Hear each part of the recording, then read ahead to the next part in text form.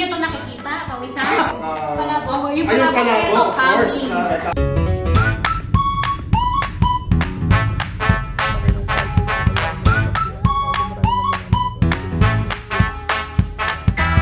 So, what's up mga boys? Ito naman po ay sa Desi Kabayan Restaurant. Ito yung Filipino-Indian cuisine na located to sa Al Nasser. So, makakapanayan natin yung ating mga kababayan na first time daw.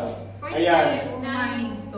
Makakain dito sa Desi Kabayan. Yes. Taga saan po ba kayo? Kung mamaro natin. Dito sa Kapako po.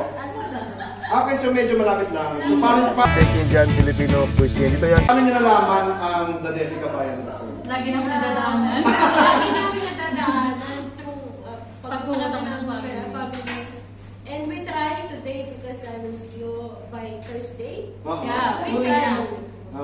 So ano pa bang It's good. ano pa bang sinubukan na? Ano bang food ang inyong in-order? Comfort food, nilagang baka. Yes, ilang baka. Office naman ang Kasi ngayon, bumalik ulit yung kanilang yung kanilang unli wings at saka yung street food nila. So siguro pwede niyo i-try next time yung kanilang Next time. oo, next time. Pero syempre comfort food na nilaga.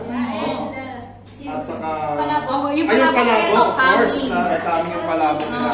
Kaya so ano po mga sabi niyo sa inyong first Worth it naman yung pagdaan namin na biglaan. Oo. Nice food.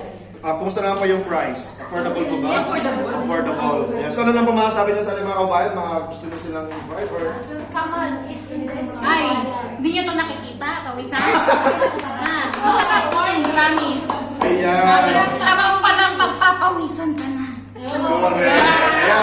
Saan po kayo sa atin? Saan sa Philippines? San Pablo, San Pablo, Bulacan. San Pablo, San Pablo, Pablo, Laguna. Laguna at Bulacan. Sa Danos, Bulacan. Ayan. Sige po, shoutout niyo mga kababayan. Hello mga kasinusenyo. Char. Ayan, Shoutout ano sa pong name inyo. pala? Sheila.